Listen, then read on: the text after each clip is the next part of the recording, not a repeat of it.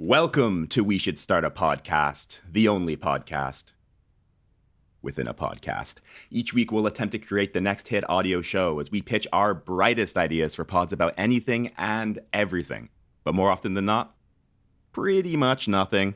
I am your host, Pod Master and Commander Dino, and joining me as always are my good friends, Podmaster Chief Danders and Davey Hogan is here too, still faithfully bringing up the rear. Let's get into it.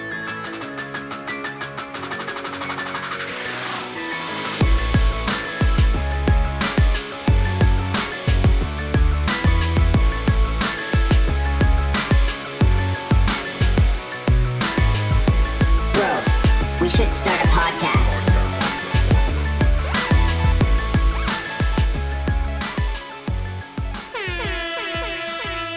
Woo! Welcome back to We Should Start a Podcast, the sickest podcast in the game. Or more accurately, I should say, the sickliest podcast in the game. I am your host for today, Dino, and joining me, as always, are two poor little sad sacks of sniffles, or at least they were earlier in the week. We have Danders and Davey. Danders, how are you feeling, bud? Is this your Michael Jordan flu game, or are you back to full health? Fully healthy, big old biceps and a healthy hard-on? Yeah, the hard-on is bigger than ever. No. Oh, there it is. Hey. New sound clip alert. And we've got some new Danders sounds. Hold on. We got one here. Let's try this one out. I'm reading the soundboard. I was going to bring it up. I'm a sexy young guy, and I like MILFs. Yeah. Okay, if it wasn't for that crazy laugh, I was gonna say I think you could do better, but yeah. Love that. And ROTY or potato roti or roast of the year, or what does that stand for? ROTY. Have a think about that now, Denders. That's the theme song. It's in orange, so that one's like a don't press this button. Don't press ROTY of the year. Don't press ROTY of the year. And we have one more Danders here. I think we've heard this one before. Let's have it. My cock.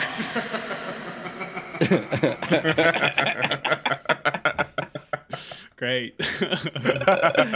These are just testers. We're Just not. testers. This isn't. It's stone. You got some bigger ones, have you? Yeah. Well, hopefully you do, Danders. Yeah, you know what I mean? yeah. Well, so how are you I did feeling, lead you anyways, there. Danders? I'm okay. Sorry, probably a lot worse for wear now. Yeah. My confidence is in tatters now after that. No, I'm absolutely fine. You know that I had a touch of the old COVID earlier. I went and visited my brother in Germany to do a show, and me and the parents both went, and the show had to be cancelled because him and the missus were very ill, and she actually tested positive for COVID while we were there, and he tested positive for the flu. They have like a dual test situation where you that's just a standard thing you get in German pharmacies or whatever, and you just put a blob on each side of the test. So that was a weird thing. I'm sure it's Double whammy. Yeah, I don't know which way around that was, but I was deaded for a few days when I came back. I had absolutely no energy, very, very chilly, and very, very sniffly. But I bounced back quite relatively quickly. Like it was mostly just I had no energy whatsoever.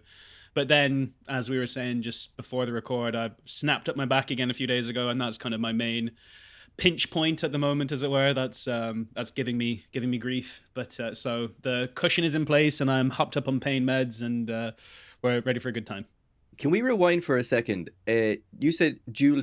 Does a dual test? Do you mean it tests for two people or two different things? It tests for jewels. It's going to tell you if it's a diamond or a sapphire. No, it's a flu/COVID test, right? For two people.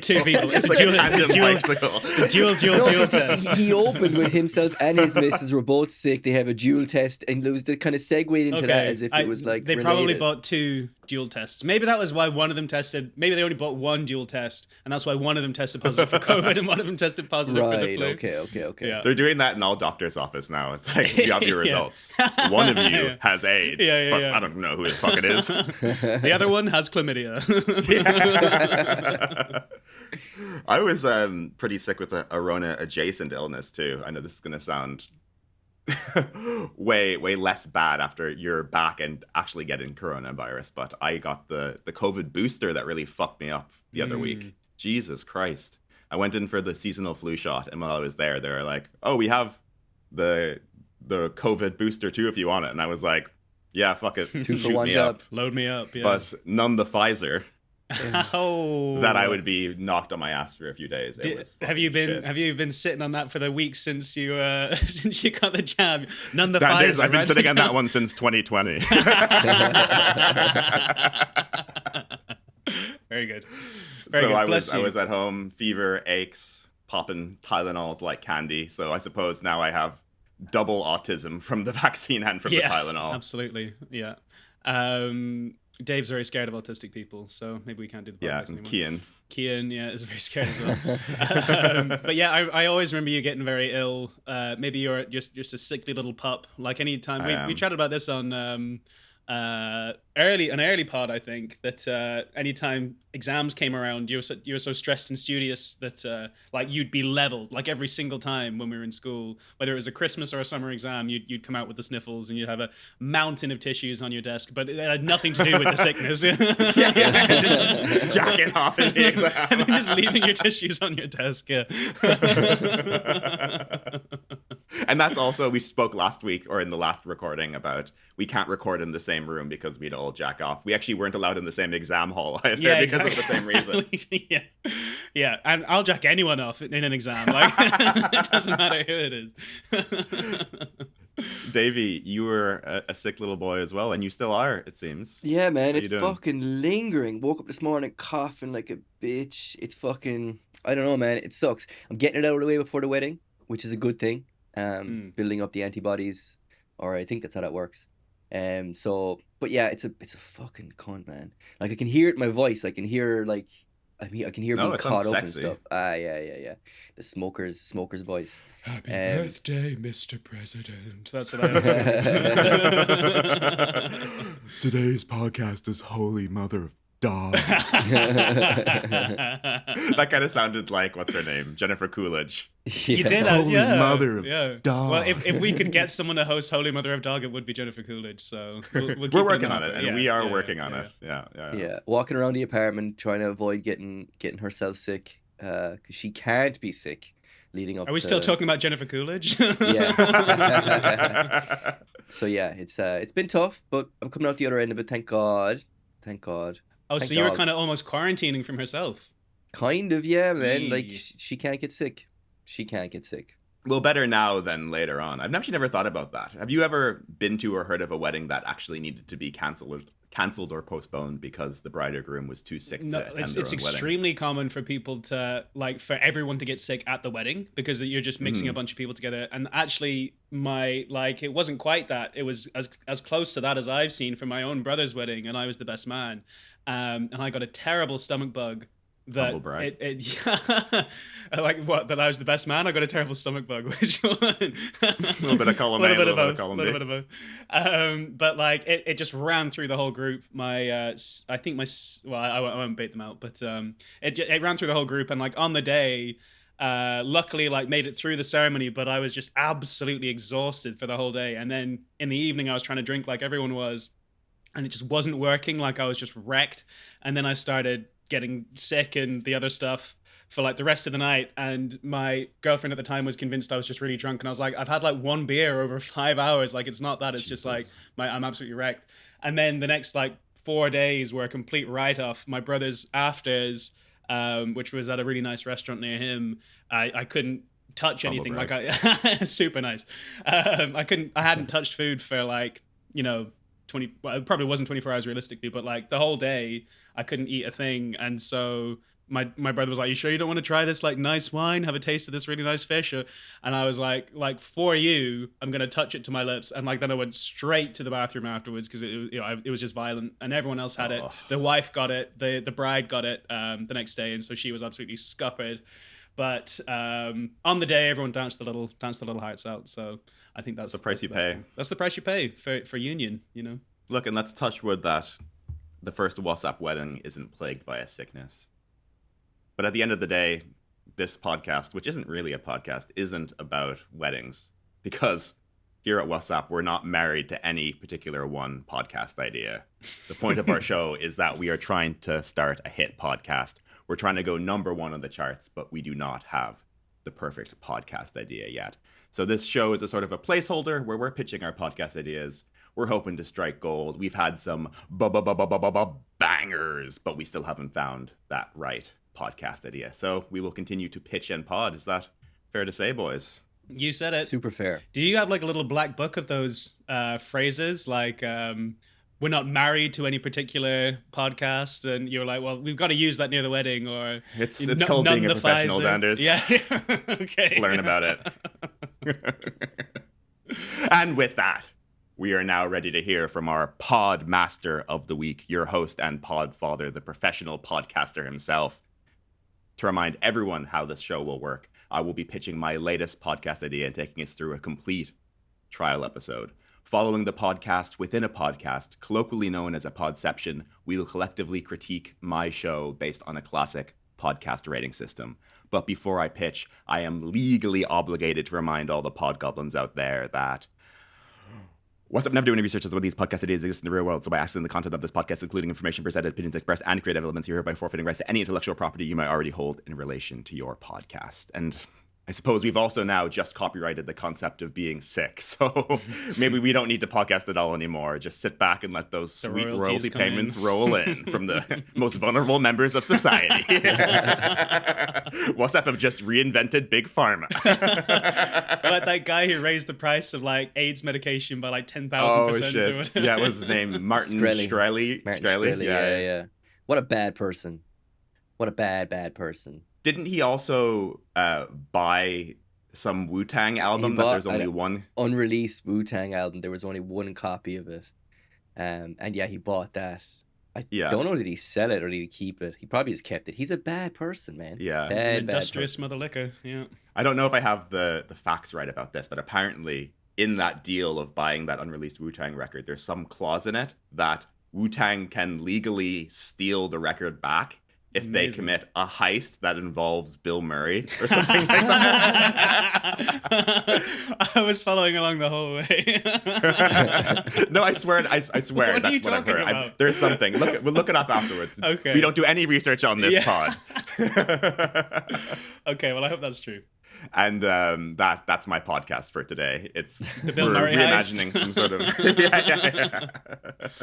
No, that is not my podcast idea today. My podcast idea today is called the Rookie of the Year podcast. Guys, do you have any guesses as to what the Rookie of the Year podcast is about? Well, I came sporting my Sports Center background here. Very sporty. So I'm ready to talk sports with some sports guys. Is that okay? We can talk sports if you want. I wouldn't say that we're necessarily sports guys. I'm here in a jersey. Got my Sports Center background. I'm here to talk sports, boys. We're podcast guys. I hope I'm right. The farthest thing you can get from a sports guy. Fuck podcasting. No, you're in the ballpark. If we're gonna keep the sports references going, like that. Not quite there. And Danders, that again is called being a professional. Do you have any idea what the Rookie of the Year podcast is about? Yeah, I'd say the same thing. I'm interested in basketball. I'm a big basketball fan. And there's some fantastic rookie selection this year. Very, very good rookie selection. Cooper Flagg was the number one pick, and he just hit 35 points over the Clippers, I think, last night, which is very impressive. He's sensational. Yeah, he's unbelievable to watch. He moves good for a big man. Yeah, he does, yeah. And there's a couple of other really, really high-level ones. Ace Bailey, VJ Edgecombe, they're really making waves this year. So I would love a chance to wax lyrical about those cats for an 45-minute slot. Is that what it is? Danders, you're not going to be doing that, unfortunately, because unless by yourself. Not what the Rookie of the Year podcast is about. But we're going to find out right now, because today, guys, we are diving into the world of the Rookie of the Year podcast.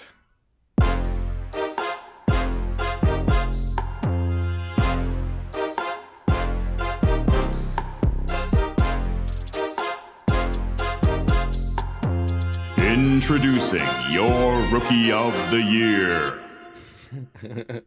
Welcome back to the Rookie of the Year podcast, the podcast that definitively crowns the Rookie of the Year from each and every year in the history of popular culture. Whether it's an impressive premiere in the league, a dominant debut on the charts, or a lightning strike launch in the Hollywood Hills, we're here to talk about it.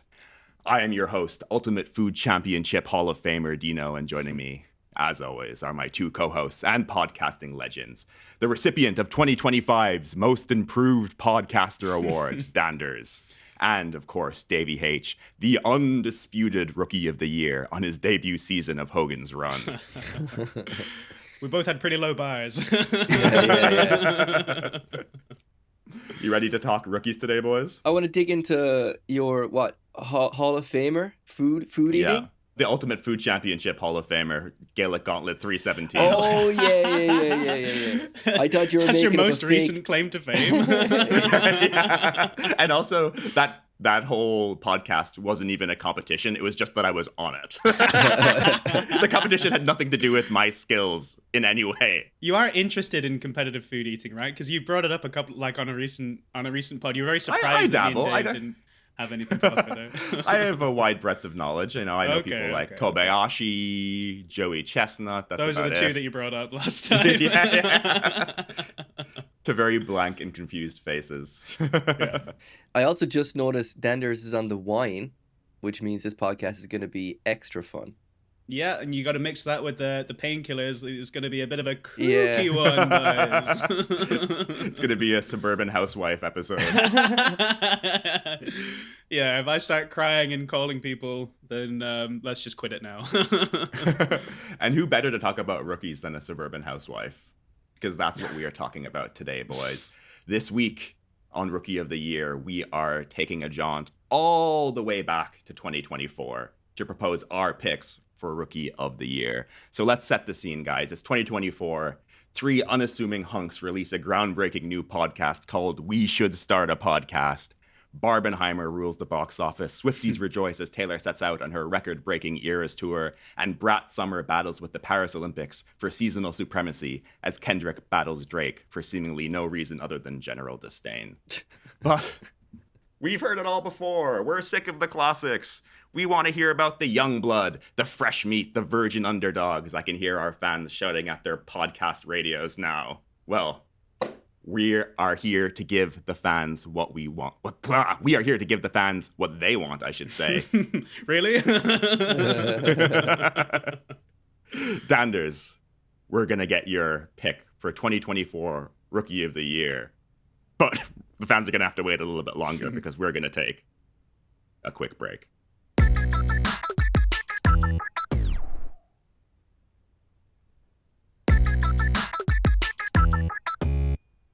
Welcome back to the Rookie of the Year podcast, where we definitively crown a Rookie of the Year from every year in popular culture. I suppose I don't really need to go too much into what the podcast is about because you heard that in our intro about 5 seconds ago, and then we had to take a break. But we are back in the pod now, and we are ready to hear Dander's pick for 2024 Rookie of the Year. Danders, who do you got for us today? Yeah, so definitely have to bring into question whether we're bringing the people what they want with this one. It's very much a selfish pick. But I started a new job in 2024, and my Rook of the Year is... No, I'm joking. I was a terrible employee in 2024. But I did think about Hank it. Mardukas. He worked next to me in the office. He was awesome. Yeah, my best friend, Hank Mardukas. But I did kind of pick a... I'm trying to avoid using the word selfish again, but certainly a self-interest. And I basically, you guys know I'm big into watches. I'm a bit of a watch nerd. I like to geek out about watches. Oh, okay. And I really tried to steer away from this in my head because I knew it was a bit of a risk because I know that you guys couldn't really follow along necessarily with any specifics of what I'm saying, and I think it might bore the general populace to death as well. So maybe that's what'll happen. But maybe you guys will be interested, learn something, and even if not, I'm kind of bringing a bit of myself to the table and what.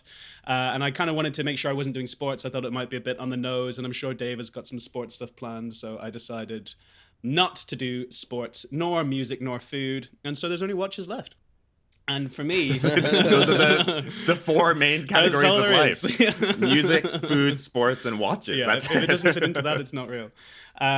So my favorite watch release from 2024 was called is from a brand called Longines. Have you heard of Longines? You probably recognize the logo if you haven't heard of it. Very popular, very famous Swiss brand. They were founded, I think, in 1831. and they are hugely recognized in the industry for all sorts of stuff that they've done over a really, really long and illustrious career. They were pioneers in aviation and exploration at the start of the 20th century. One of my favorite brands, but they'd kind of taken a dive through, the last 20, 30 years, and they're really picking up steam again now. And they released a watch called the Zulu Time, which is a GMT watch. So what that means is it has a fourth hand on top of hours, minutes, seconds, and the fourth hand is a 24-hour hand. It goes around the clock once every 24 hours instead of 12 hours. And on the outside rim of the watch face, there is a 24-hour scale that's turnable on the bezel. So if you're following, like, you've got a twisty thing on the outside of your watch, which has got numbers on it, and the extra hour hand is pointing at these numbers. And so what that does is it tells you the 24-hour time or a second time zone, because you can adjust that for whatever time zone, basically. So it's a travel watch, That makes sense. I was going to ask what's the benefit of that. Yeah. I had to connect the dots for you. Twice. Yeah, exactly. Yeah. So the cool thing about the watch is, like, if I was to travel to a different time zone, and let's say I was going to visit you guys, and you're 8 hours behind me. So without stopping the watch, and so, like, if you stop the watch, then you kind of got to reset it, if you know what I mean. So as long as it's still running, then I can just pop the hour hand back 8 times and it keeps the same time zone. So like, I've adjusted my time zone instantly, basically. Like, I'll just come to you, and without, like, I just twist the crown and it changes the hour hand to the local time. But it keeps the 24-hour hand where it was. So that's now on my home time. So, like, that would stay on UK time, if you follow me, because I've just got the shortcut for changing the time zone when I cross over. So it's a super useful watch. And this one specifically, so they released the Zulu Time in 2020, but it was in 42 millimeters, which is a bit big. It's a bit bulky. It was kind of the tail end of the 90s craze, which lasted practically 20 years, which is for big, bulky, flashy things. And there's been a huge downsizing trend in the last couple of years. People are into much more refined, more subtle, more kind of elegant representations. So when they launched it in 42 millimeters, everyone was really impressed with it. It won the Grand Prix prize for watches under £3,000, which is the most prestigious Swiss Watches Award. That's still pretty heavy, though, for your wrist. £3,000 is pretty heavy for your wrist. Yeah. So it's the only category, really, because there aren't that many that are over £3,000. Watches over £3,000. 3 tons on your wrist. That stays on the floor, and you wrap your wrist around the strap. But you can change time zones. Yeah. If you're traveling, it's so handy. But basically, so the thing I love most about this watch is that, for me, it balances a load of dichotomies that exist kind of innately in the watch industry. So, like, is it a dress watch or is it a sports watch? Well, actually, it's a sports watch that's quite refined and dressy. Is it small or is it big? It's kind of a perfect medium size. Is it for the mass market or is it for the collector or the enthusiast? And it hits both of those tones. Is it affordable or expensive? It's actually kind of at the affordable end of expensive, if you know what I mean. £3,000 is kind of the gateway to Swiss luxury watches at the moment. So it's incredible bang for buck and value for money. It's a killer to look at, and that's kind of obviously the main thing. But I've got a list of things I love about the watch, at the risk of kind of boring everyone senseless. But just in terms of pure functionality, apart from the time zone thing, it's made from titanium, which is super lightweight. It's incredibly strong, corrosion resistant to magnetism, hyperallergenic. It also it looks cool. It's got like a slightly darker tone, generally speaking, so it's a little bit more rugged. Speak a little bit on hypoallergenic. Yeah, to be honest, I've written it down, but yeah, I mean, like, that's not exactly a concern of mine ever. Like, and I don't know if stainless steel or, like, gold or whether they have watches the same made level. Of peanuts, I don't know. Yeah. But for some reason, it is always listed. It's also, I think, more important than that. It's high thermal resistance. So, like, it wouldn't be freezing when you pick it up in the winter to put on, and it wouldn't overheat in like a sauna or whatever. Is kind of going to keep the same temperature as your skin. But also, okay, so the reason, really, what I want to talk about this watch, and for me, why it's the MVP of the year, is that it Well, not elevated... the MVP of the year. It's the And rookie of the year. Let's get You're it. right. Let's get That's a it different right here. episode. This is our podcast that we've been doing for a while now, Danders. long time. So yes, for me, the reason it's my rookie of the year is because, as rookies of the year should, it elevates the rest of its teammates, right? Mm-hmm. Like, basically, I told you that they're a brand on the come up, not the come up, but the revival, right? Like, they were everything. Then they kind of died a death for a couple of decades, and they were just a mall brand. Like, you know, buy 5 of them in the airport when you're going through, and you know, they're super cheap, and not super cheap, but that was their kind of brand identity for a while. And now they're really speaking to the kind of collector again since like 2018. They've just been nailing these issues from their heritage back catalog. But this one, it's a brand new design, but it gives you vintage, it gives you nostalgia. The energy from this watch, or really the whole collection, even broader than the one that released in 2020, the base collection behind all of that, has been this like revival template for all of the other collections in the brand. And now they're just like, they can't put a foot wrong. They're just killing it.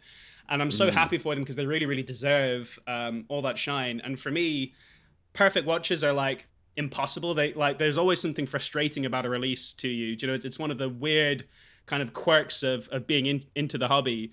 And for me, this is like one of those very few that just hits everything. You know, for me personally, it just ticks every box, and it's just such a pleasure when watch brands are like listening to their consumers and the enthusiasts rather than just kind of like making these huge moves on their own that aren't found. I mean, maybe they're for the mass market, and that's kind of like the problem is these, like I say, these big chunky like flashy things aren't what collectors and enthusiasts are interested in wearing anymore. And so a lot of times people will play to that arena, and then it's just not appealing, I guess. Do you know what I mean? And in like the general zeitgeist now, big chunky watches are kind of out anyways. Yes, you noticed exactly. In like style in the last few years, it's been all about slimmer kind of tank style watches. Exactly, like little gold, the Cartier tank. Exactly, elegant type stuff. Yeah, That's totally what the kind of Gen Z wave will be. Like the big watch trend is gone, but like it takes quite a while to sort of wind through the industry.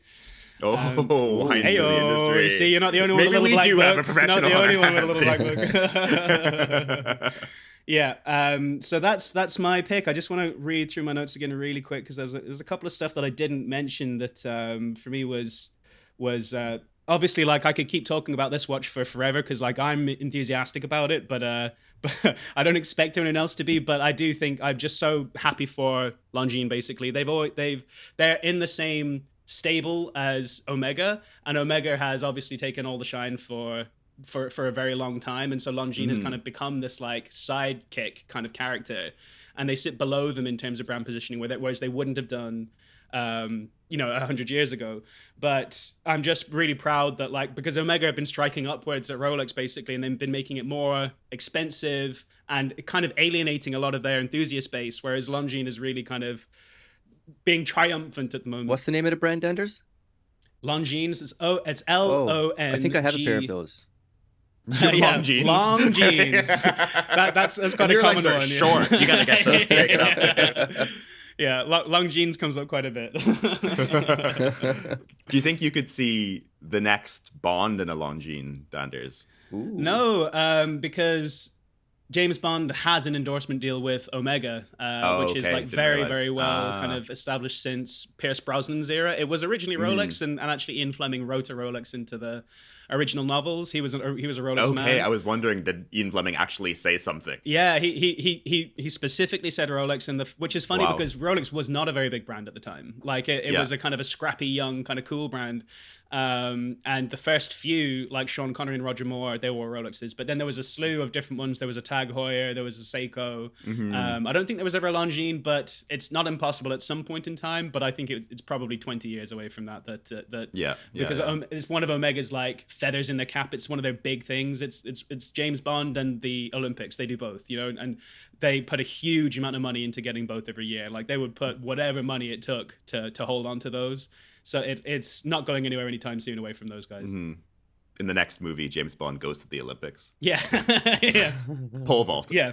It's a really good idea, actually. And funny you say that, Omega did release a special pole vaulting watch at the last Olympics. It works perfectly 15 feet in the air. Yeah, exactly. Not so good when it lands again, but that's don't worry about that. For a 3,000-pound watch, it stays on the ground, so it's not a problem. Yeah. I'm looking at the Zulu time. It's a good looking watch. Make sure it's the titanium one in 39, because that's what I'm talking about. Yeah, I'm looking at that titanium 39. It has a black face, and then the bezel looks to be green on this one that I'm looking at. Yeah, it's not the green one, but that was a very good one as well. But one of the cool things I liked about it was that they have not a bi-color bezel, which is common for GMTs, where you would have one half in blue and one half in red, for example, one to signify day, the other night. All of their other GMT bezels are full color, but this one it's black on both sides, but half matte black and half polished ceramic. And so it's hard to see it in all lights, but it's just a little nod. And it's obviously quite a conventional design, but in that it's got enough character and quirks not to be boring, if you know what I mean. But I think that's what people want. And that was one of the things I wanted to say earlier. It's like, people don't really want to wear off-the-wall, wacky watch designs all the time because it just doesn't fit into their everyday life, you know?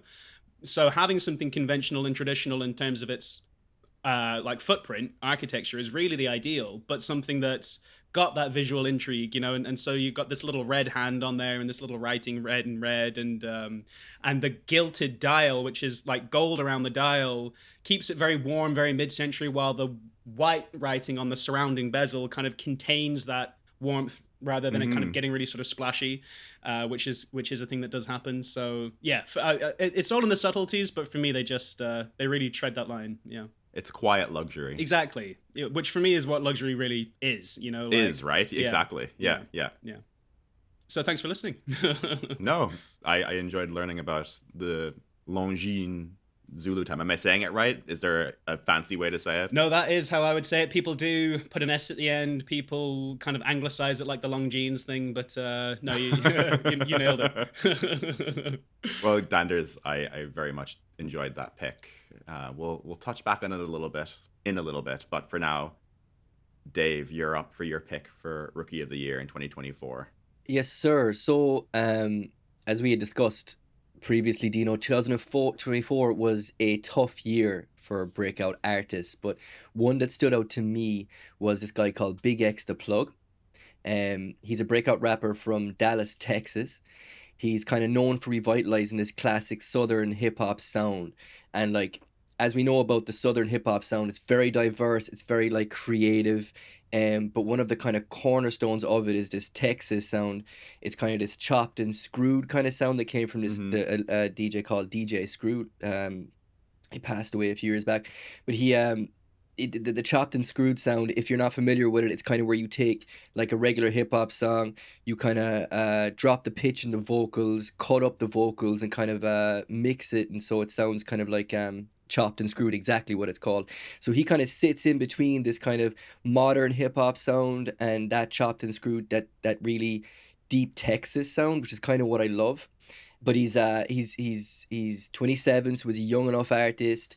2024 was a big year for him. He was on the XXL Freshman Cypher, which, as we know, is a huge kind of indicator of somebody's breakout year. Speak about that a little bit more, Dave. Just give some context as to the significance of the XXL magazine and then the freshman list in Cypher. Yeah, so XXL is a huge hip hop magazine. Every year they do this thing called a freshman class where they pick like maybe, I don't know, Dino, is it like 10 or 11 kind of artists maybe? 10 to 12, I think. 10 to 12 artists, like kind of breakout artists that are like in their freshman year in quotations. Their rookie year, you could say. Yeah, their rookie year, exactly. So yeah, it kind of it kind of stands as industry recognition for these artists, which is fantastic. And obviously every year there's criticism as, oh, this was a bad year, this is a good year, whatever. But this was a particularly okay year, but two artists that stood out in that year was Big X and this other guy called Mexican OT.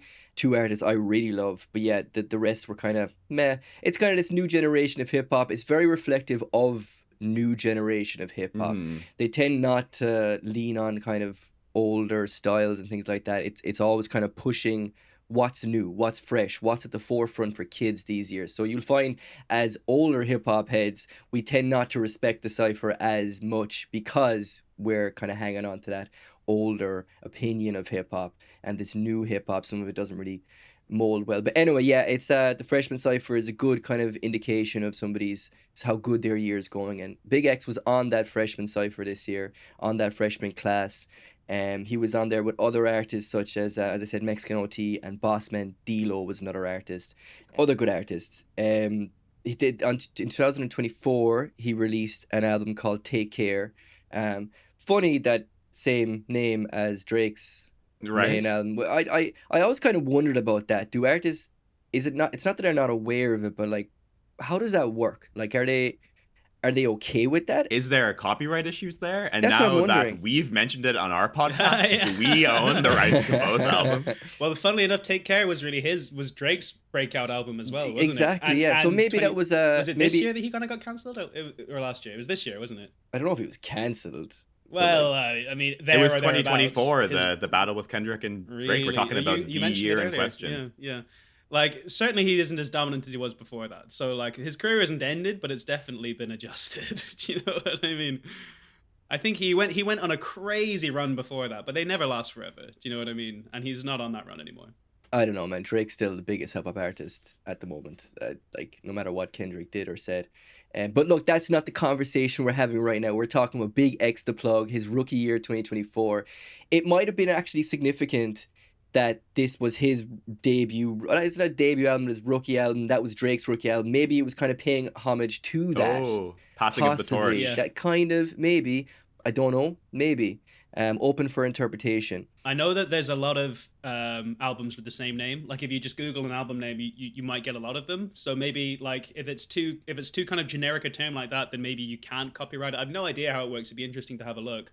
But I'm sure, like, there's no way that it's escaped him that's a Drake project. Do you know what I mean? Surely. Like, that's a very Yeah. famous, like, you know, seminal Of one course. in the industry. You know what I mean? Of course. And so that album, Take Care, debuted at number 8 on the US Billboard 200, which is pretty significant for his first major year. It moved about 48,000 album equivalent units in its first week, which is huge.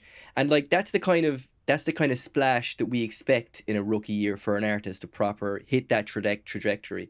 And he did that. And as I said, he got noticed in the industry from that, and getting picked up in the XSL freshman class was huge. And even though that year was album focused, he did take on a North American tour, 30 plus venues, sold out each venue. He was also booked. He came to Vancouver, Dino, as we know, but we didn't get to go to that concert. He was booked to open for major artists such as Lil Baby, an NBA YoungBoy. He pulled out of the Lil Baby show or tour due to injury, fucked up his foot or some bullshit like that. And he was on He's a big guy. He's a big guy, and I'm going to touch on that in a second. He was also listed on the lineup for Drewski's Could Have Been Fest alongside artists such as Soulja Boy and Young M.A., which is cool. He's been thrown into it. You know what I mean? Like the industry respects him, the other rappers respect him, which is huge. And getting a co-sign from rappers like Lil Baby and NBA YoungBoy is huge at this present moment because they are at the forefront. How do you respond to a lot of people who think that Big X the Plug is an industry plant? Man, I don't know. Like, see, the thing about industry plant is like we're lyrics guys. Me, you, and Danners are all lyrics guys. So we can sit and listen to a rap song and we can like know if somebody's bluffing. Like if you listen to someone like Ice Spice, bluffing. Do you know what I mean? You listen to Big X the Plug, man can rap. He's got flow. He's got cadence. He's got good beat selection. His albums and mixtapes previous to that were doing numbers. He's got respect where he is. So like if we're talking industry plants, the term is thrown around so much, it's lost all credibility. Right? Big ones in the last few years that really were proved wrong, where people thought that SZA was an industry plant when she first came into the game, and she became one of the biggest artists in the world and really showed her merit. How would you define an industry plant, like in terms of, like, you know, you could say a label has kind of propped them up or whatever, but like, you know, what stops them from being credible artists if they're just as much, like Dave is saying, you know, every bit that creative that they're kind of posing as, then what's the difference? Of, you know? See, if I'm talking about my definition of an industry plant, and if someone is putting that label on somebody, the first thing I look at are they talented? So if someone says SZA's an industry plant, I'm like, that girl is so talented. there's no way she can be a plant. She was going to make it to some level, whether it's where she's at now or where she could have been had she not gotten the industry backing or the record label backing. But as I said, the name I threw out there is Ice Spice. I look at her, she's not a good rapper. She could be very well an industry plant, and that's kind of she's the I don't know, the bar of what I look at when people mention that industry plant term, right? She had a meteoric rise and fall. I think she released a song there recently, and it was released to something like, I don't know, like 5,000 listens in the first week or something, which is insane considering last year she might have been one of the most popular artists on the planet for a time. Yeah, You know what I mean? but this is the thing as well. Exactly what you mentioned, the rise and the fall. If we're looking at industry plants, they get found out very quickly, right? They typically have one or two big songs. It's a great sound. It's the sound of the summer, and then they kind of fall off, and it gets found out that they're a one-trick pony, and that's exactly what Ice Spice was. If you look at Big X the Plug, he had an album before Take Care called Amara, which was huge. He's well respected in his region. He's still doing 20 million plus monthly listeners. Wow. That's not an industry plant. And not only that, he's showing his diversity by his most recent album, where he started to dive into country and started to experiment with the country sound. I mean, he's from Texas, so when people try and throw this, rapper make their money in hip hop and then they move on to country to where the money is. No, the man's from Texas. He grew up around country music. What the fuck do you expect? I think like you're going to tell an industry plant from their originality and their authenticity as well. Do you know, like, are they kind of a company line where they're just like an arena tour, but there's nothing substantive there? Like, I feel like with someone like with Big X, from an outside perspective, like he's very like raw himself or whatever, and very different authentic. to how you know, different to how a label would present or push something, you know what I mean? So very I think authentic. And when you watch an artist enough, you start to see the artists that they're working with, and you see the people around them, and you see that the authenticity kind of lives in that, and you see the artist that, like, how they speak about him, how they respect his music and respect his flow and his hustle.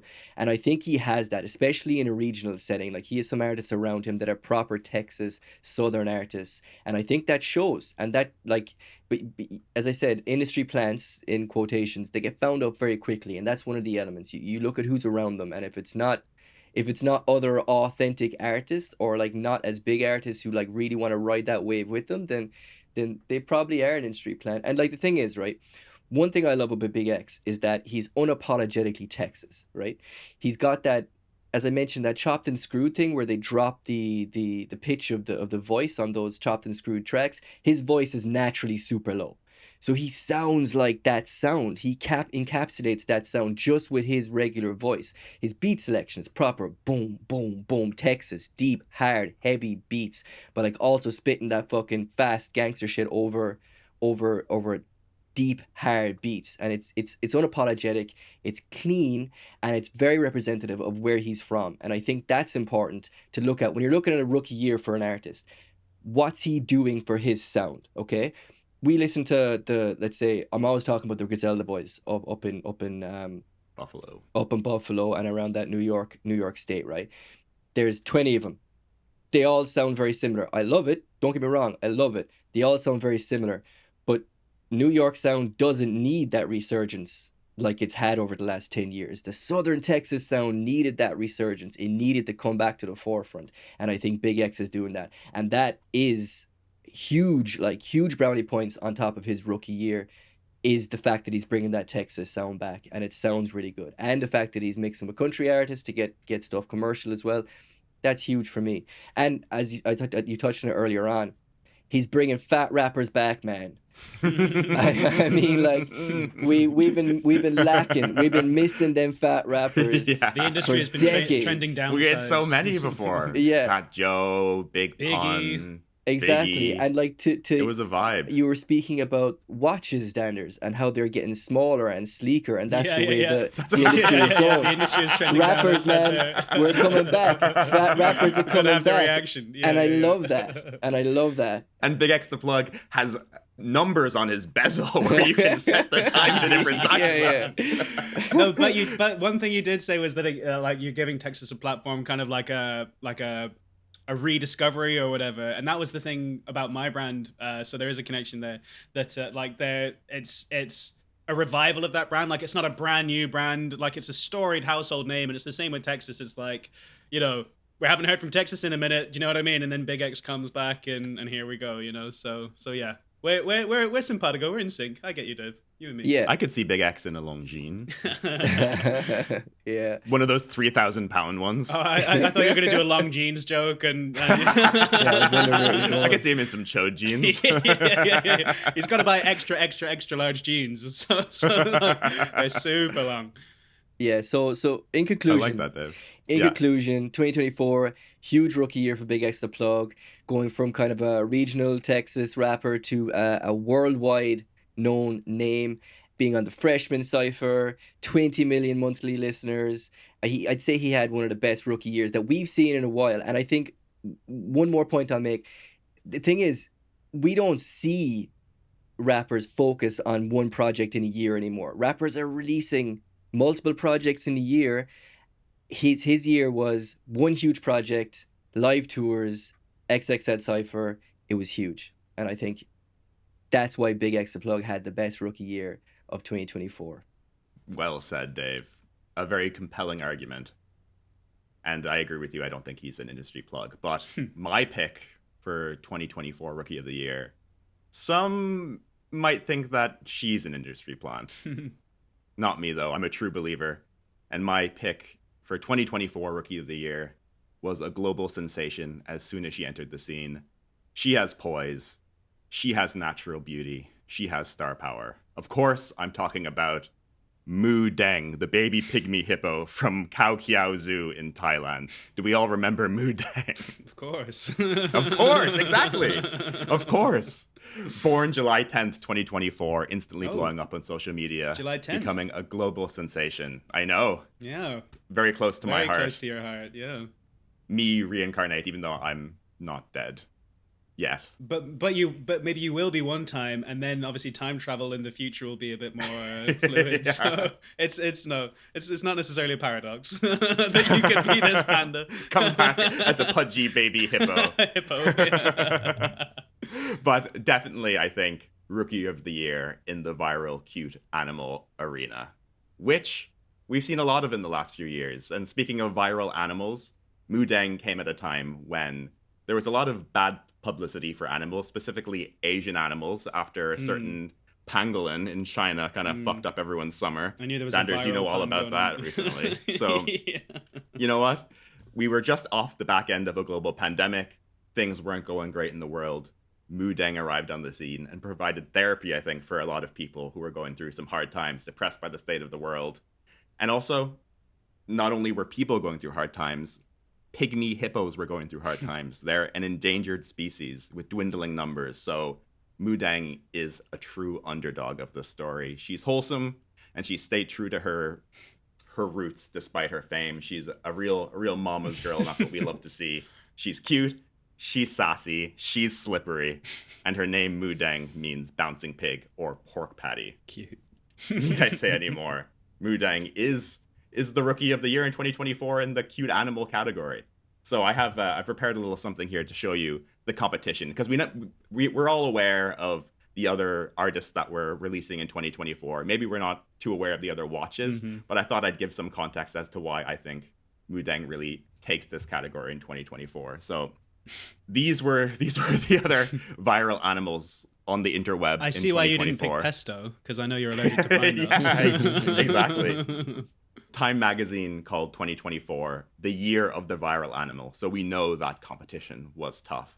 And for all the listeners at home, I've pulled up a little PowerPoint presentation showing 6 other animals that went viral during the year. So we have Pesto, aka the linebacker. This is a giant baby king penguin that went viral. Which one is pesto? The huge one, as in like. To put it into context here. Oh, that's like a normal penguin. That's on a the normal left, penguin. adult. Pesto is 7 months old. Yeah, because it's a fluffy penguin for the listeners, rather than like a sleek penguin. You know, when they're born and they've got that fluffy coat still. But this this baby penguin is as big as this tall Bigger, adult. even. Yeah, I mean, like as like it's slightly taller and it's way bigger in terms of being filled out. So when that thing grows, it's gonna be wham. To be honest, Pesto kind of looks like Big X the Plug. I was gonna say either him or Mole. One or the That other. penguin is less than Yeah. 3,000 pounds. I could see Pesto and a Longines. Maybe there's an endorsement deal there. Yeah, definitely. So we have pesto, and like Dander said, I'm allergic to pine nuts, a main ingredient in pesto, so I'm not impressed. No. We have Mole, who's just a very cute baby sloth. I do like Mole, but does Mole have anything on my guy? My lady, should I say? Well, I one don't thing think about so. hippos is they're extremely aggressive, so it's much more likely to kill you than Mole is. Oh, She would never. come on. Okay. She would never. Mole Mudang. looks like he has a lovely sweater on. Look at his Something- chest. Yeah. I think he's just kind of like draped over something, like a little teddy bear or something. Oh, He's kinda I chilling, thought he you know? was just Right. hench. I thought he was sporting like a North Face jacket and he's fucking Yeah. I'd like to see it. I would like to see that, Dave. I think that's a good business idea for you going forward. Sloth jumpers. Lot jumpers, yeah. So we have Mole, then we have Flacco, who is a Eurasian eagle owl that escaped from Central Park Zoo in New York, and that's why he went famous. He's not like the cutest bird, but I think it was just his escape abilities that got him on the news. And Flacco's a pretty cool name as well. What's an eagle owl? This guy looks like an owl. It, like what? What makes them He's a fucking eaglish? industry plant. Yeah, I guess I'll Google I have it. no idea. Yeah. That's a question for our friend Shane, who's a bird guy. Shane, Shane, if you're listening, Shane tell is a us bird what's the guy. difference between an owl and an eagle owl, and a Eurasian eagle owl. And then we have down the bottom left here, Tupi, who's a cute baby capybara that spawned a crypto meme coin. Very cute, in a little bowl of greens, it looks like. But again, nothing on Mudang. And then Biscuits is a very sad-looking baby seal from Vancouver, guys. So I thought I had to include Biscuits because it's a local hero. And then finally, we have Nibby, who is a diva baby beaver. So looking at all these 6 animals here, I don't think they have anything on our girl, who is Mudang. Look at her. Look at her. Look how shiny she is. Yep, looks very slippery, very shiny. So that's why I think Mudang takes all these other fuckers in 2024. So what happens in terms of like when cute animals age Attack. past when cute animals attack. like past their rookie year? What are the kind of what competition, what genre is it? They move into country music. We take him out the back and we shoot him in the head. yeah. Past their prime. Yeah. What do you mean? So when after their rookie year, what happens After to the him? rookie year, like, I mean, cute animal, viral cute animals, like, are a single category, I guess. I guess you could stay a cute baby animal for 2-3 years, potentially, like a cute young animal. And cute animals are all over viral anyway. They don't need to be young necessarily. So I guess you could hold on to a bit of notoriety. After their rookie year. I think they started a conservative podcast. That's usually Yeah, how it goes. exactly. Yeah. The Dogecoin dog was on Rogan recently, I saw. But like that, some animals stay in the zeitgeist for a long time. Yeah. Fair. So some notable accomplishments. Mudang has over 2 million followers on TikTok and over 400K on her Facebook page.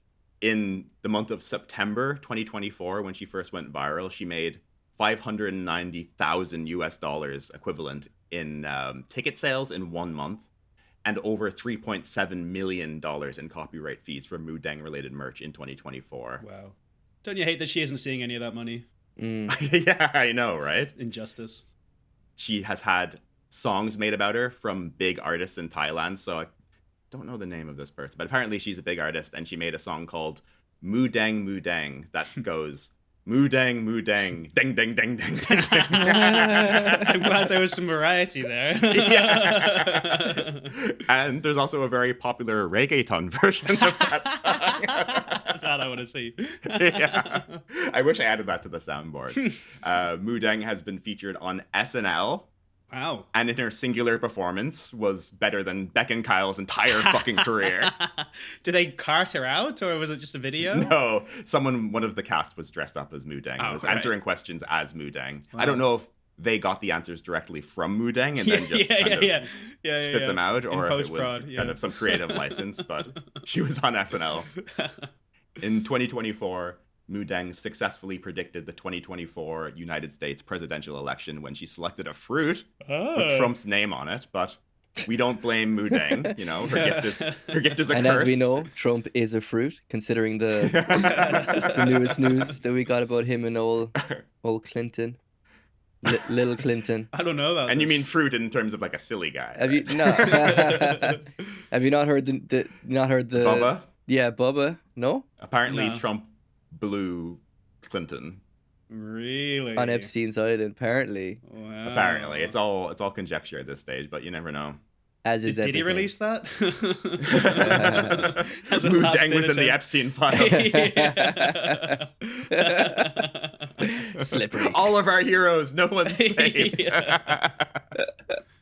And finally, one of the biggest accomplishments for Mudeng is that in 2024, she was, I think, top 5 in globally searched terms and was the number 1 Wow. biggest moment and top meme of the year on Twitter. That's crazy, and I didn't even hear about her. That's insane. Her? That's Mudeng, baby. Did It's you a say It's her? a her. Yeah. Yeah. Yeah, very cool. And now she's been mentioned on a 7 out of 10 podcast. So yeah. This Watch career her is about to skyrocket now. Yeah. skyrocket. An industry plant podcast, by the way. Definition. And we're so bad that even with all of the industry backing, we still only have 30 listens. So that's Mudeng, and that's why I think Mudeng is the 2024 Rookie of the Year in the viral animal category. Any questions, boys? Questions. What does Mudeng like to eat? I think leaves and Yeah, shit. I don't know, yeah. whatever hippos eat. Right. So traditional hippo diet. cuisine. Traditional hippo diet. Yeah. You're typing in a chat GPT. Questions to ask my friend about hippos during a podcast that I'm not interested in. Oh, boys. Well, it seems as though questions have run dry on the Mudeng front. Very disappointing. Well, you pretty much covered everything. You gave to be us all fair. the It's more of possible content about Mudeng. a testament to your God description. damn it, I'm too good at this When shit. I asked you a question, you just gave me a generic answer that you assumed that you pulled from. I don't think that you had any specific knowledge about Mudeng's dietary I don't have pattern. all of Mudeng's stats. Like, Right, what does she okay. eat? What does she weigh? So what Who's kind she of questions dating? were Who you she's hoping hating? for? Like I don't know. color or texture? Texture would be great. What- Slimy is the answer. Okay. Super. Yeah. I guess that's all my questions answered then. Thank you. Okay, great. Where does she live? She lives in a zoo in Thailand, in a zoo called Khao Kiao Zoo. Is that the Kalkia. same zoo where they put this dog, like a Tibetan something, Mastiff, I think it was called, and everyone thought it was a lion? Like they sold it as a lion, and they That just fucker's really? huge. It was a big dog, yeah.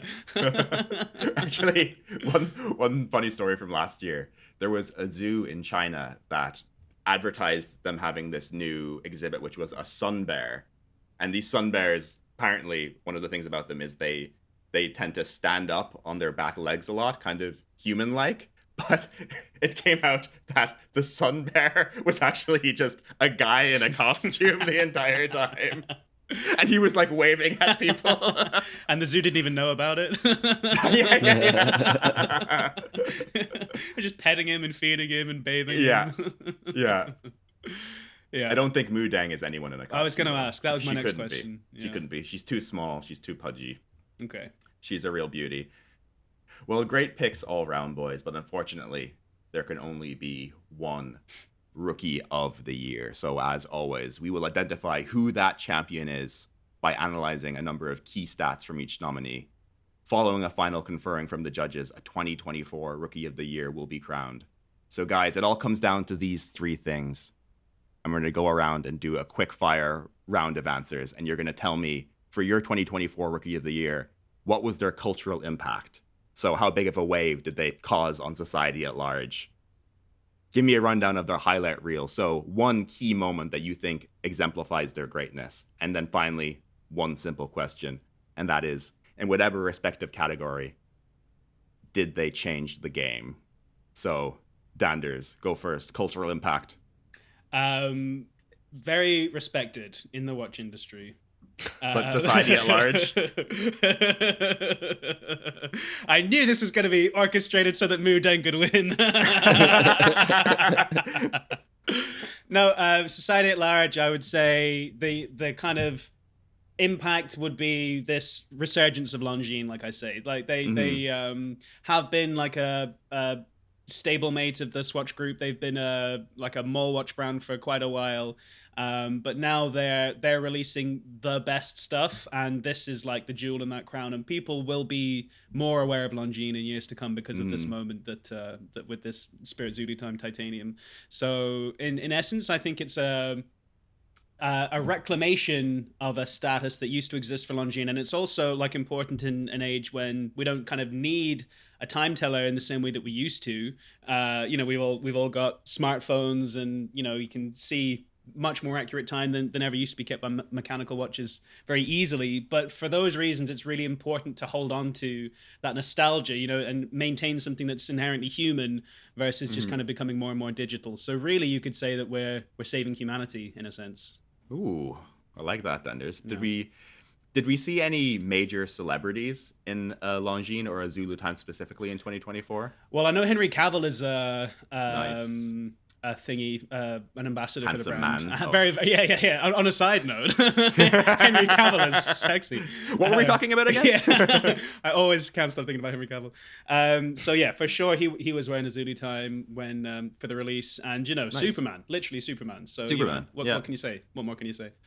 And we're not going to talk anymore about Superman because, as we know, Beck Bennett is in the new Superman movie, and we do not talk about that, man. Yeah, that's right. Highlight reel, quickly, Danders. One moment that exemplifies the Zulu Time's greatness. Highlight reel is a tough one with watch releases.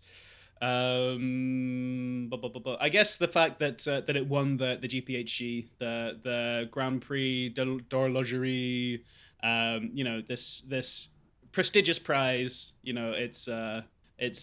It's earned its credibility, but in terms of a highlight reel, I think that's challenging. I think winning that prize is a highlight of the year. That's the highlight. Yeah, that's the highlight. Great. Yeah.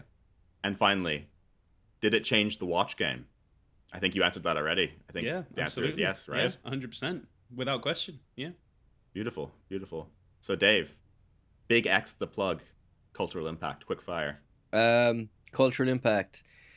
As I said in the beginning, bringing that Texas sound to the forefront of music, which is huge because it needed it big time. His impact on society at large. He's a part of society, and he is quite large. So bringing fat rappers back, which is huge. Just bringing fat guys back in general, it's awesome. Yeah, 100%. So yeah, huge impact, and also kind of mixing that country and hip hop sound, which I personally love, being a big country fan and a hip hop fan. Impactful. Big splash. Big guy, big splash. Huge. Yeah. Huge guy. Big cannonball in the industry. Yeah. Highlight reel, Dave. Highlight reel. One moment from the year. I mean, I could easily wanted to say that the freshman cypher, very tough. I mean, because it's his rookie year was just last year, technically. Maybe not on the release of this pod, but a year ago, let's say. It's tough to say a huge highlight reel, so I'm going to say either XXL freshman class in 2024 or else his most recent album, which came out this year, where he featured artists such as Jelly Roll, Shabuzi, and Luke Combs, Darius Rucker, huge names in the country music scene. So that could also be a huge... Well, that's excluded from this 2024 conversation. Yeah, Dave, that's fair. Unfortunately. That's fair. And finally, one last question, Dave. Did Big X the Plug change the game? I mean, I kind of touched on an impact. I always love seeing Southern artists bring that Southern sound to the commercial airwaves. I love seeing places like Texas getting represented. We've seen a lot of Atlanta artists over the last 2 decades. I love seeing Texas come to the forefront. I love that sound. I think he's changed the game for a little while anyway. But again, the trajectory is still on the way up. It's hard to say what's actually going to happen, but I think so, yeah.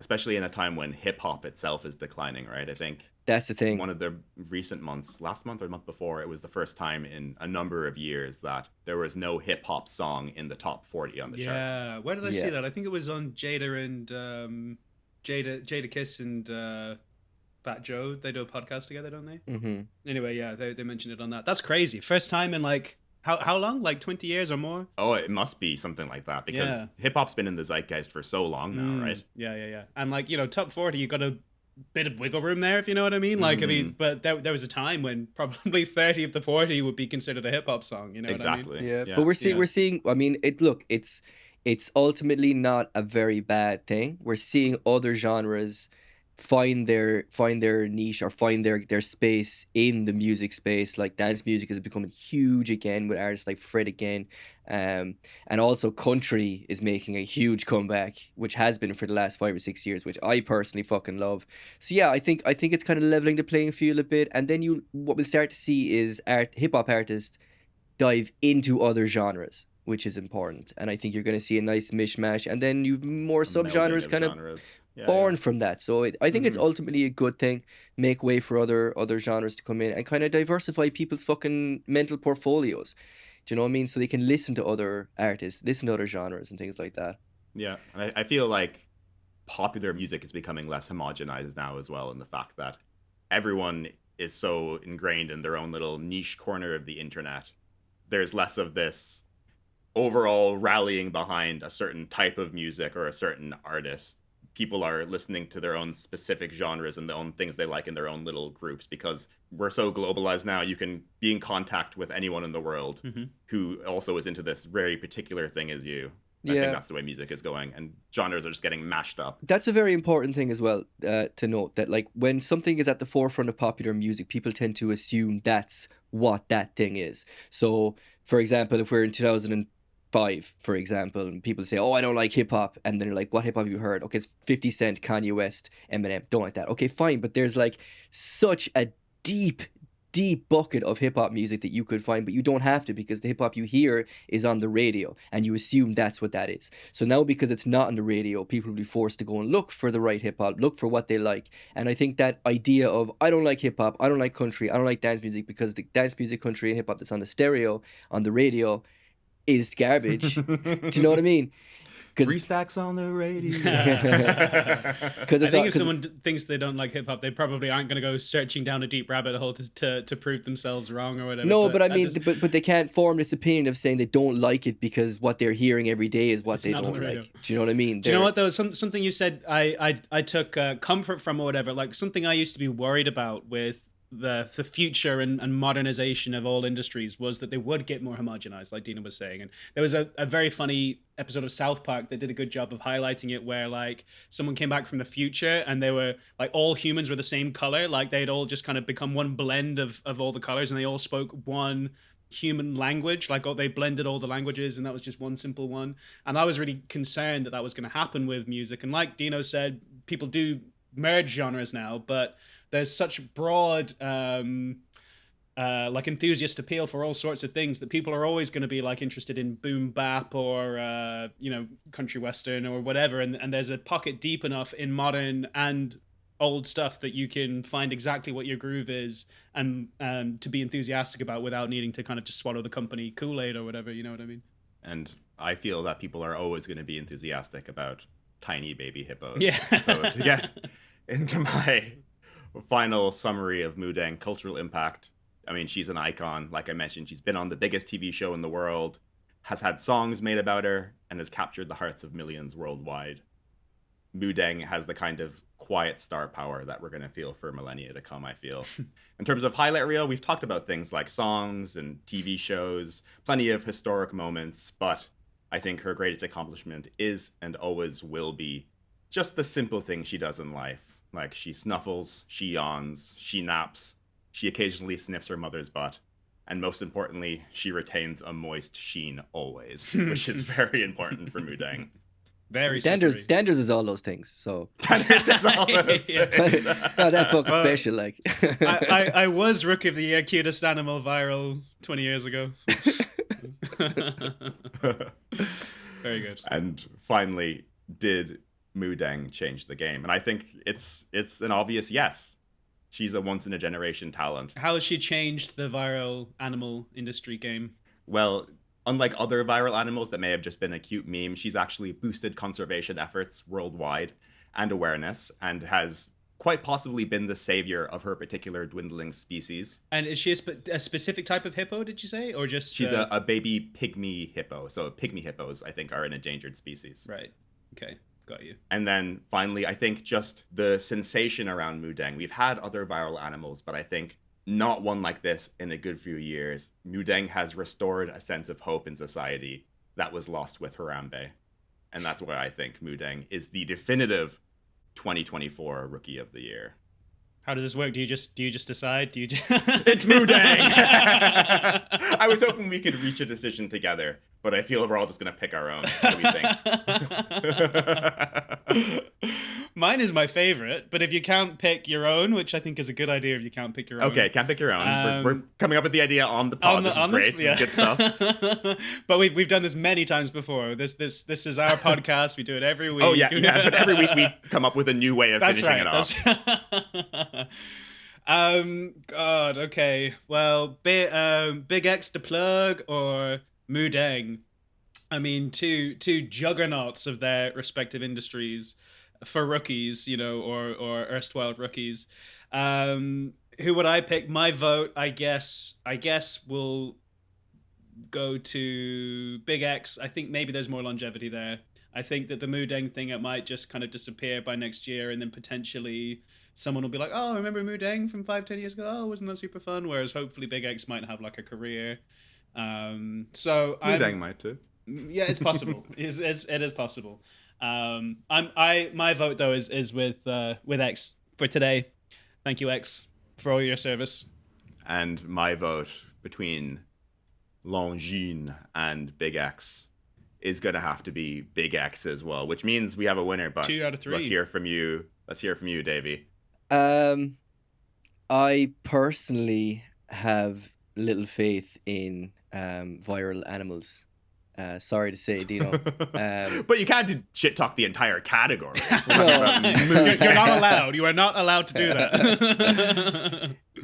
I think the passion that Danders put into his watch presentation for the Longines, hard to beat. I think it's a pretty sexy watch. You could put it next to food. It would look great. I don't think... No, call back. I don't think... the Mukang would look nice next to food. Mukang is great. Mukang the Conqueror is a new Marvel character. So yeah, my vote goes to the Longines watch. Wow. Shocked, honestly, that Mudeng didn't get a single vote, but the judges have reached a decision. The 2024 Rookie of the Year is Big X the Plug. Wow, guys, what an emotional roller coaster we've been on this episode on the pod. I can confidently say that Big X the Plug is a just and deserving champion of 2024. Join us next episode for a special Dave Hogan selected year as we debate the definitive rookie of 1939. Hit us on our socials at ROTY pod on Twitter and Instagram to let us know who's listening, who's loving, and most importantly, who you think should be the Rookie of the Year.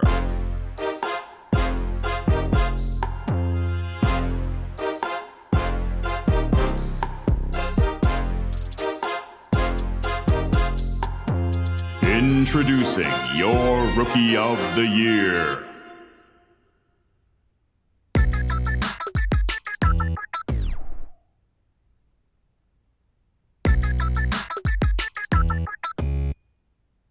Welcome back to We Should Start a Podcast. We just heard the Rookie of the Year podcast from me, myself, and I. And as always, we are going to critique the Rookie of the Year podcast using a classic podcast rating system based on 3 criteria. And those 3 criteria are, number 1, the concept or the general idea of the show. Number 2 is longevity, which means, do we think the show has legs to grow? And number 3, and probably most importantly, is the pod sauce. Pod sauce is the je ne sais quoi flair or spice of the podcast that makes it a winner. Pod sauce could be literally anything you enjoyed from the pod or something you think gave the pod some extra flavor. This week, we are honored to have a brand new multi-franchise pod sauce sponsor on the show. A rookie in the sauce game, you could say. The first sauce of its kind, marking a monumental collaboration between Nathan Fillion's hit TV cop drama, Star Wars, and Jersey Shore. Today's pod sauce segment is sponsored by the Rookie times Wookie times Snooki's fist-pumpingly goody chewy chocolate chip cookie sauce.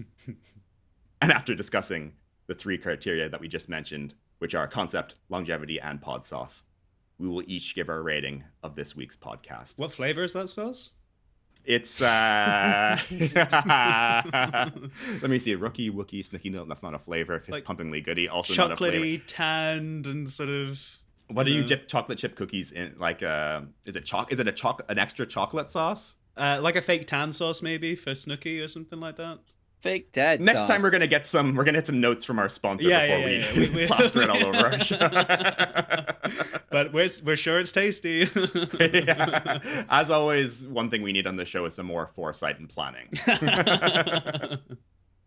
So guys, after we go through these three criteria, we're gonna give our final rating of this week's podcast. Will the Rookie of the Year podcast be a smash hit, or are we going to trash it?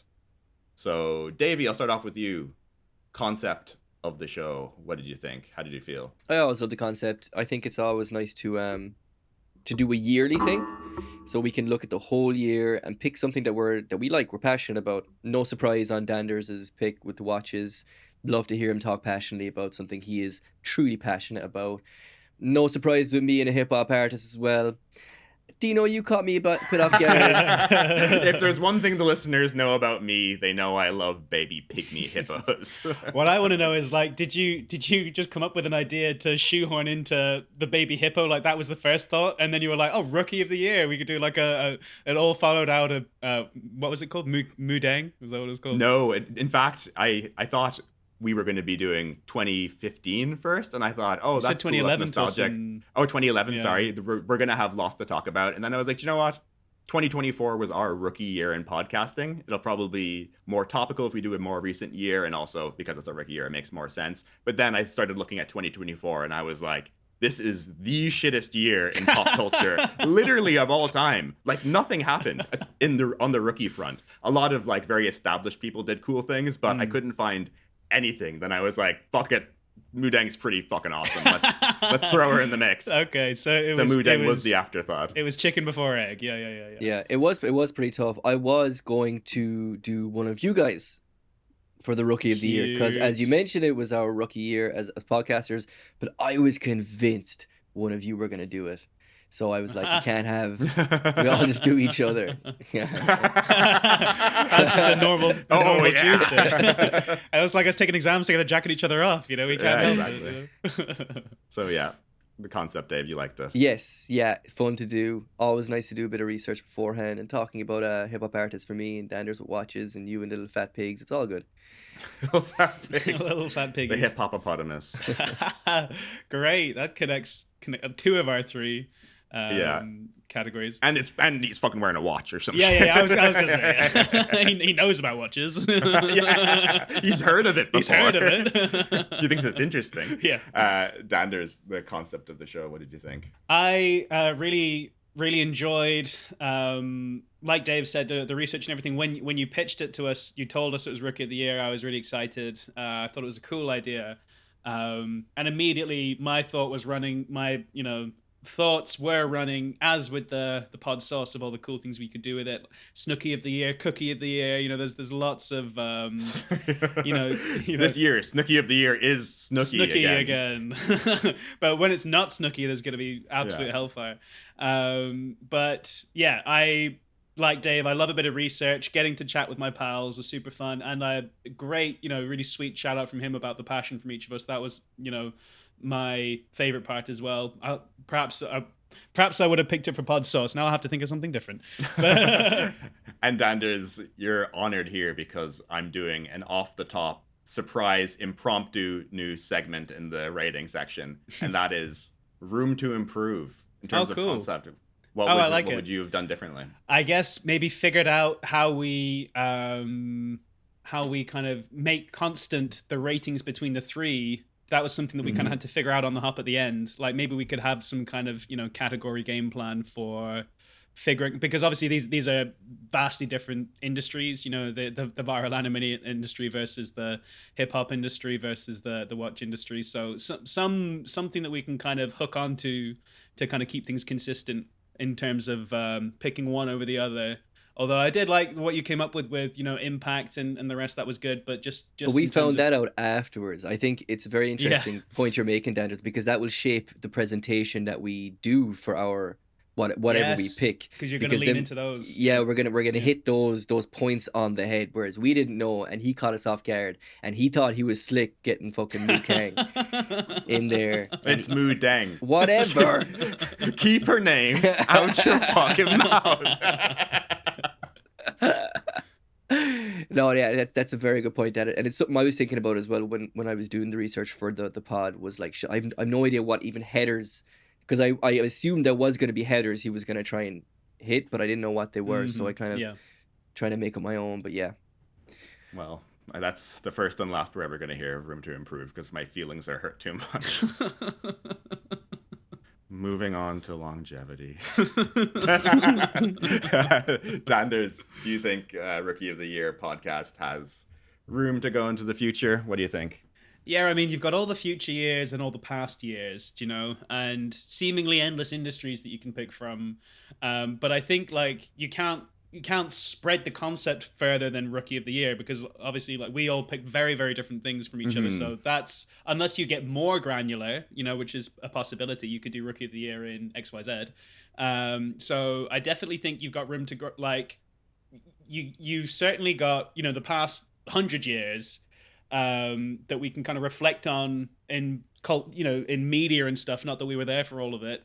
And then you've got like one a year going forward. I guess you could even potentially do like of the future, although it doesn't, you'd have to come up with a way of spinning that. It wouldn't make much sense.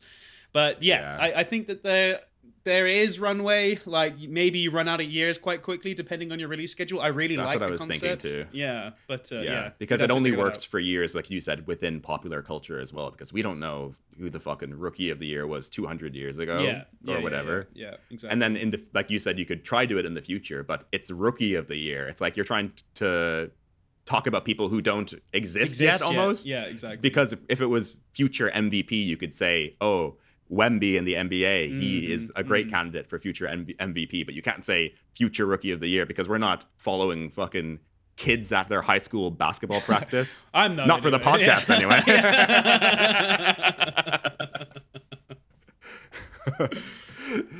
Dave.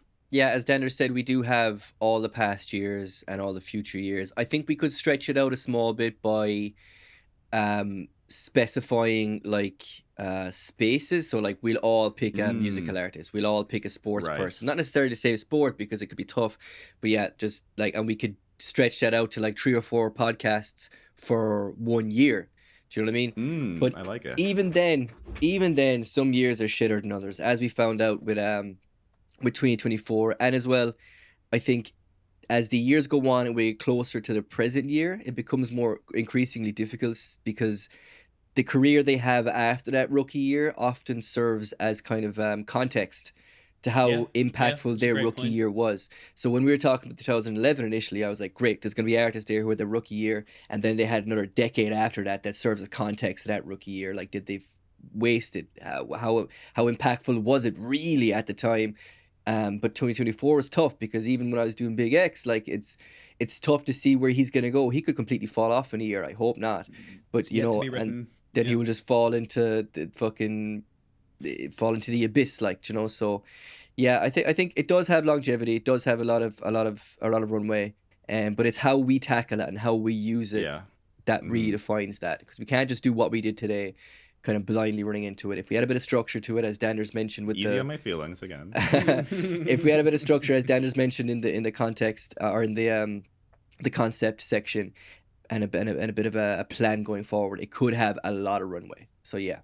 And one thing that I noticed, I don't know if you guys notice this as well, but I feel that as I get older, as the years go on, I become less interested in new things, which made 2024 Rookie of the Year really hard. You get older and you become very set in your ways. You listen to the same music artists, you follow the same players in sports, you like the same things, and you become less interested in keeping up to date with the new, the freshest, who's popping off in 2024, 2025. And I found it pretty difficult looking for Rookies of the Year of 2024, where maybe an earlier year I would have found it a lot easier because my passion for finding new things and getting into that world was a lot higher then.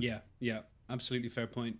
But in some ways, like having something like this would be good for kind of watering that plant, if you know what I mean. You know, you're kind of getting us to stay into the current affairs and you know, on top of different industries and kind of staying connected. So maybe that's enough of a reason, you know.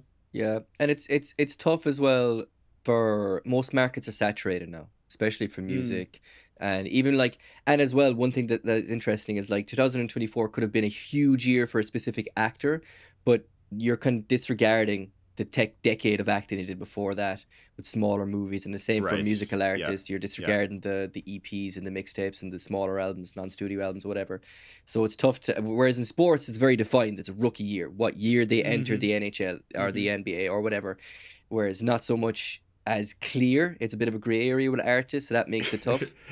And actors, I was desperately trying to convince myself that there was an argument for it being Glenn Powell's Rookie. I love Glenn Powell so much. I think he's so awesome. He's the new big action hero star. Yeah. And I was like, oh, it could be. It was Twister's year, but you know, you had Top Gun Maverick before that, and Set It Up with Sydney Sweeney the year before. So I don't know. No, not possible. No, it would have been over orchestrated, which is a shame. Yeah, I just love that guy's tiny little mouth. Anyways, Dave, do you have a pod sauce pick for the week? Personally, I think it's Danders' passion with watches. I love listening to him talk about watches. Lovely. As we've discussed many times on and off the pod, I love listening to my buddies talk about stuff they're passionate about. And yeah, when Danders goes on a big one about a watch or about watches in general, I think it's a great listen. So that's my pod sauce for this week. Awesome pick. Awesome. Danders, is there any watch podcast called Watch the Throne?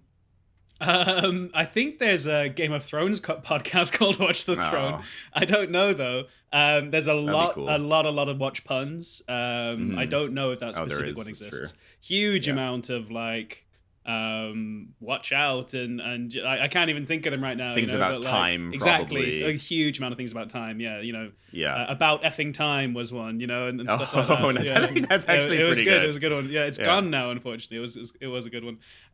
But yeah, there are a huge amount of pod puns for watches. I don't know if that specific one exists. I'd be interested to know. And Anders, do you have a pod sauce pick? I'm gonna give it to. I was very touched by Dave's selection, I have to say, and like I feel very like sheepish and silly talking about watches. That it is a huge passion of mine, as you guys know, and I spend a lot of my time reading a lot of different media about them. But feel very dorky, kind of sharing it with people, and I kind of like hush up and shuffle my feet while I'm doing it. But so I'm very very touched and grateful to hear that it was appreciated. My pod source for the week is going to be the music transition that you developed for it. I thought that was really fun, and you gave it like a proper sporty commentator echo where you announced Rookie of the Year, and I thought that was really fun. It was nice. So I enjoyed that quite a bit. And you know what? Let's give Moodeng some love. Let's go. Moodeng deserves some love. Didn't get a vote. Like, you feel silly. You guys were so earnest, and I was like, this small little baby hippo that I fucking love. Very cute, very slippery, and I'm sure there's plenty of good things in her future as well. So I enjoyed that nugget, as you say. It was a little light-hearted element to the show, which I appreciate. I shouldn't have gone last. It was like, oh, my pick was the last words my dad said to me before he died. And I was like, fuck, little hippo who's cute. Shit, she yawns or some shit. No, good pick, Daddies. Thank you for big up in the theme song, and I also very much enjoyed your passion for watches and your passion for hip-hop, Dave. It's always a pleasure hearing you boys speak about those things. And I look forward to your wedding day where we can speak about those things in person. Yeah, way longer than my bride-to-be would like. Danders, quick question before we move into the final rating. Do you have a watch that you're wearing to the wedding? Oh, that's a Something good in question. I'm not sure that I've thought about it properly yet, but I do have a vintage Omega dress watch, which I like to reserve for nice occasions. Beautiful. Because it's quite clean and reserved and refined. So unless something else kind of strikes me, or unless Dave has a special request, that'll probably be it. It goes nicely with a suit. Let's probably be that. I do not have a special request. Okay. At all. All right. Well, you keep me posted. You have my number. We're fucking Zulu time, Danders. Get your shit together. 3,000 pounds on the floor. It's really distracting from the wedding. Okay, quick fire now, guys. We are running long, which I was actually expecting this podcast to be a short one. I didn't think we'd be getting into it all that much, but like always, we did. So, Dave, quickly, is the Rookie of the Year podcast a smash hit, or should we trash it? Yep, I'll keep it short. Nothing like Danders' jeans. It was a complete smash hit. Wow. A smash hit. And we also have another professional on the pod, Dave. I'm loving the callbacks. Danders, Rookie of the Year podcast. Yeah, like make it clever. Yeah, have a little zinger like Dave.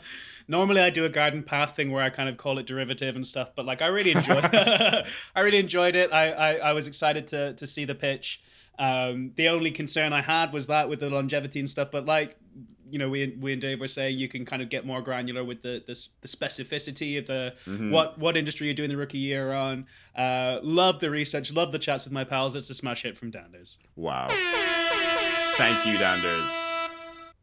And we did a little impromptu switch up in the rating segment here. So maybe going forward, we can think about even replacing longevity with room to improve. I like that concept, despite how much it hurt me on the inside to receive any bit of negative criticism. It hurt me enough that Mudeng didn't get a single vote. There's only 2 votes to go, so it's not like... Oh, we're getting some votes in from the fans. Mudeng wins. Landslide victory. Wow. Mudeng selected a fruit with her name on it. This is irrefutable evidence. So, guys, with a resounding positive response, the Rookie of the Year podcast is a certifiable smash hit. But at WSSAP, we like to hedge our bets. So until we can get this bad boy into production, we will continue plotting, pitching, and of course podding, and of course talking about Mudeng until we are certain we have the next pod smash on our hands. Any closing words from the boys? I'm sorry, I didn't realize you were going to ask that. I had Mu Kang in my head, I can't get it out. So. Okay. Why don't you just play that as the outro from now on? Well said, Danders. And everyone out there listening in Podland, you heard it here first. Listen out for the Rookie of the Year podcast coming soon exclusively to the Rookie times Wookie times Snooky fist-pumpingly goody chewy chocolate chip cookie sauce podcast app. And you need to type it exactly like I said it into the search bar, otherwise it won't come up in the App Store. All caps. If you think that all caps when you say the name. If you think that we should start the Rookie of the Year podcast, please rate, subscribe, and let us know at WSSAP Official on Instagram and X, formerly known as Twitter. That is WSSAP Official on Instagram and Twitter. We are inches away from a huge idea, and you can tune in again next week to hear us pitch that next hit show. That's if we even make it to the next episode, boys. We're all in very, very poor health. And for as little as $5 a month, you can sponsor a podcaster and give us the strength to continue making weekly jokes about jacking each other off. So, guys, until next time, keep your ear to the grindstone and please reflect on this quote from 2006 NBA All-Rookie First-Team Superstar Andrew Bogut. Winning Rookie of the Year would be nice, but making a podcast would be even nicer for me. See you next time, folks.